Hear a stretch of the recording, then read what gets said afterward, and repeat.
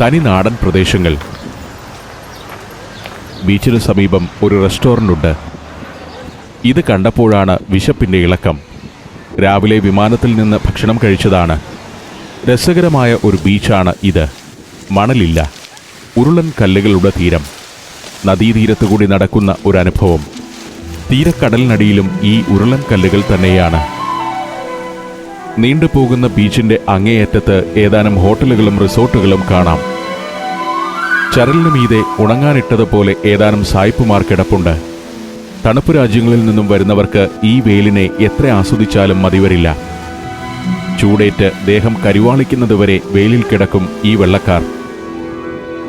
ബീച്ചിൽ ഒരു ഭാഗത്ത് ഉരുളൻ കല്ലുകളൊക്കെ നീക്കി മണൽ വിരിച്ചിരിക്കുന്നു.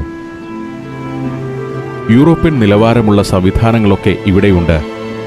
ലൈഫ് ഗാർഡിന്റെ പ്ലാറ്റ്ഫോമാണ് ഇത്. സൺബെഡും കുടയുമൊക്കെ വാടകയ്ക്ക് കിട്ടും. പട്ടികൾക്ക് നോ എൻട്രി. വിശപ്പ് അധികരിച്ചിരിക്കുന്നു. ഇവിടെ നിന്ന് ഭക്ഷണം കഴിച്ചാലോ എന്നാലോചിച്ചു.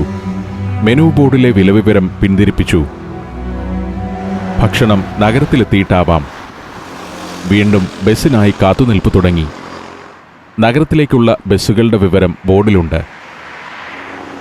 ബീച്ചിൽ വൈകിട്ട് നടക്കുന്ന മ്യൂസിക് ലൈവ് ഷോയുടെ ബാനറുകൾ ഒരു വശത്ത്. കുറച്ചു നേരം കൂടി നിന്നപ്പോഴേക്കും ഒരു നീല ബസ് എത്തി. അരമണിക്കൂറോളം ബസ് യാത്രയുണ്ട് നഗരഹൃദയത്തിലേക്ക്. ഡ്രൈവർ മാത്രമേ ഉള്ളൂ. പണം വാങ്ങുന്നതും ടിക്കറ്റ് നൽകുന്നതുമൊക്കെ ഡ്രൈവറുടെ ജോലി. ടിക്കറ്റ് പാത്രം അരികിൽ തന്നെയുണ്ട്. ഹോട്ടലിൽ നിന്ന് നഗരത്തിലേക്കും തിരിച്ചുമുള്ള യാത്രയിൽ സമയം കുറേ നഷ്ടമാണ്.